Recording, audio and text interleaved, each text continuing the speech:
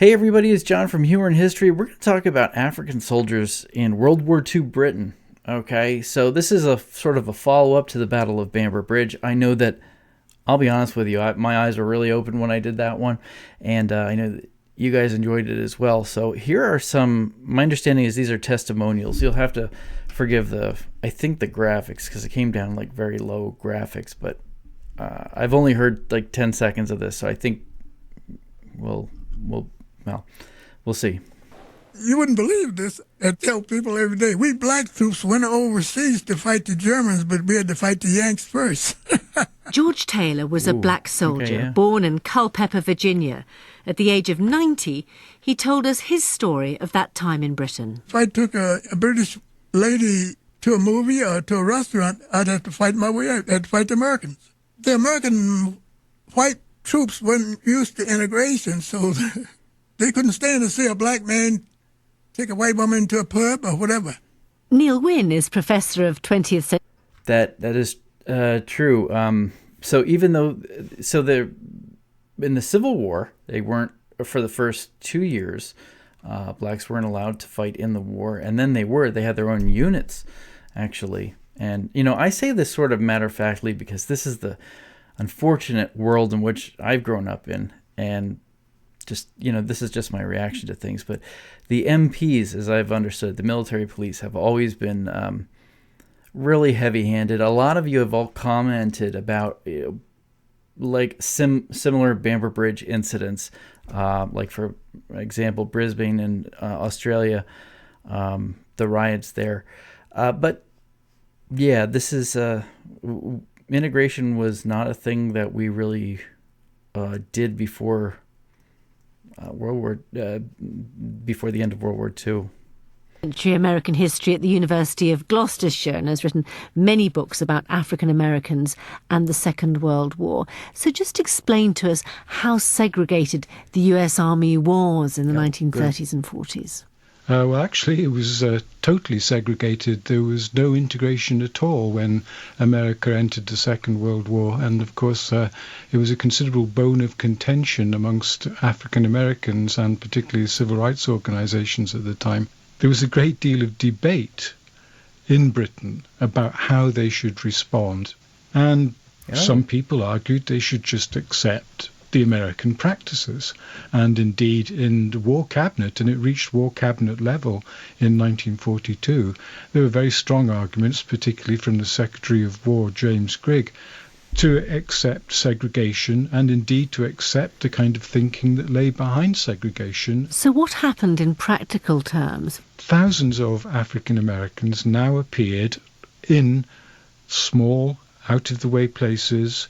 Yes, they were in Bristol, and yes, they were in Worcester, and yes, they were in other major cities, but they were also in places like the Forest of Dean, and they were in Cornwall. In fact, the heaviest concentration of African Americans was in the South and the Southwest. But it became an issue of conflict, and gradually what happened was that the American forces instituted practices in the locality to try and avert these conflicts. So literally, for example, in the Forest of Dean, the town of Cinderford was put off limits to African Americans. That was for whites only. Well, the whole town? Absolutely. Colford in the...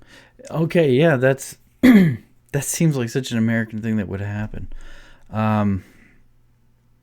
Yeah, I don't know why Americans especially if you think it's bad now in terms of isolationism and not knowing about the rest of the world, you should have seen it before World War II. And that's an interesting topic. It's a very delicate topic, I guess, to talk about segregation and bringing it to Britain. But having a town that's off limits, I can't say I'm surprised because, like I said, I've grown up in this sort of I don't want to say understanding. That's a horrible way to say it, but that there are people who are just so bent on beating down other people verbally and physically, and a lot of it was in the South because it's just the highest concentration of white and black together. Forest of Dean, on the other hand, was for African Americans.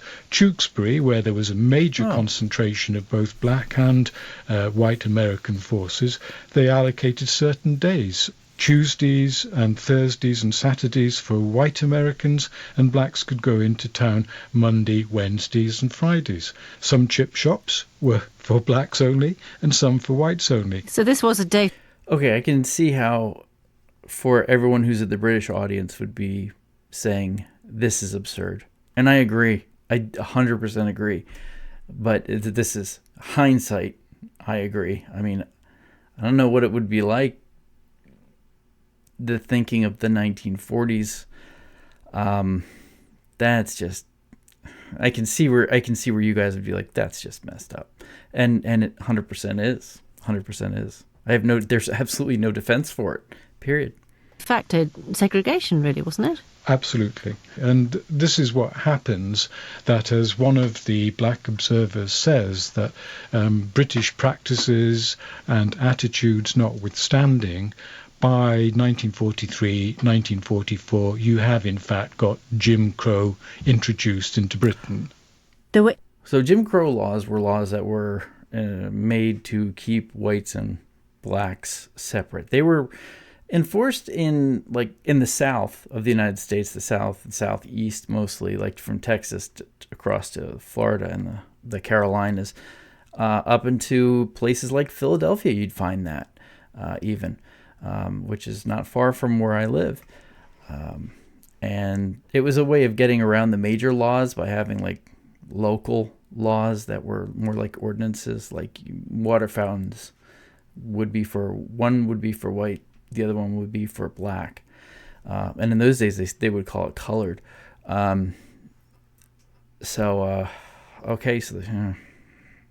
Incidents that made the papers. A riot in Preston resulted in the death of a black serviceman and became known as the Battle of Bamber Bridge.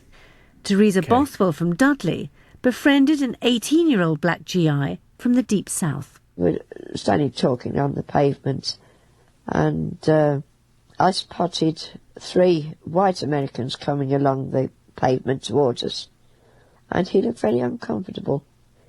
Anyway, they came up to us, and the fair-haired one, he said to the coloured boy, he said, "Boy, what are you doing walking on the sidewalk?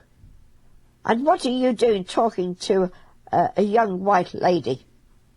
So I said, he was just asking for help. "I wasn't talking to you, miss," he said, "I'm asking him." So as the boy went to speak, they pushed him into the gutter. "That's the place for you, boy." I said, "For your information, this is not called a sidewalk. It is called a pavement.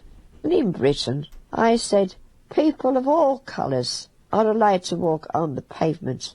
And as we were talking, the one at the back came up behind me, and all of a sudden I felt his arms come right round me and hold me tight. I couldn't move my arms.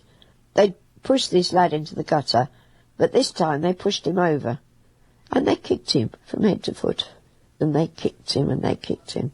Later that same day, Teresa saw 3 black GIs being chased through the town. One ran into a shopping arcade, followed by an American military policeman. The military police van pulled up, and I said, is he alive or not?" I said, "Because it looks as though he's had his head bashed in." "Oh no, miss," he said, he's dead." He said, "That isn't what killed him." He said, "He was knifed in the heart. He was resisting arrest rather than be taken. He killed himself." And he looked at me, he said, "You don't believe me, do you?" I said, "No, I don't." I said, "I don't believe you." I said, "Those 3 black men," I said, "were not rioting. They tried to run for their lives when they saw the military policeman coming down the road.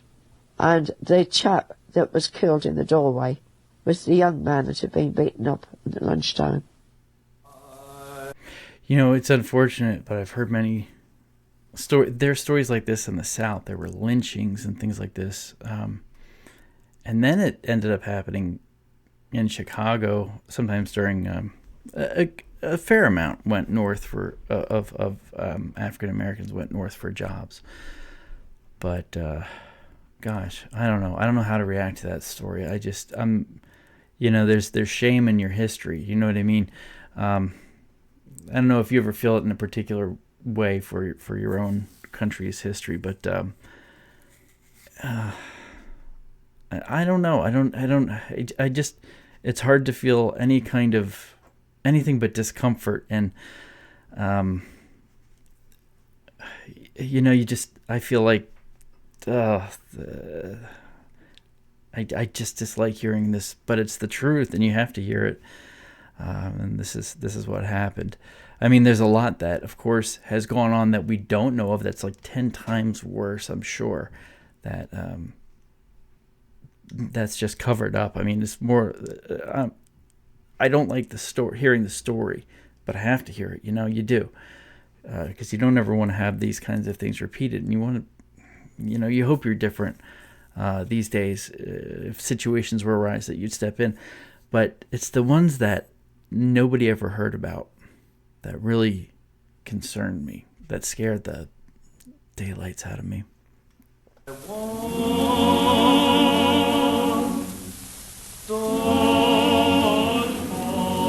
Here again are the voices of some of those men, the group who have banded together when off duty as the American Soldiers' Chorus. They're a group of colored soldiers who are spreading goodwill wherever they go. Whenever their duties are permitted, they've been singing to thousands of people all over Britain. Yes. Down by the riverside, down by the riverside. However beautiful the music, the wartime propaganda couldn't disguise the tensions between white and black GIs. But what did unite the troops was the mission ahead, the inevitable invasion of Europe. Many soldiers died on the Normandy beaches. Those who survived saw their lives change forever. And for the girlfriends back in Britain, romances which began in a local dance hall would lead to a new home in a new continent.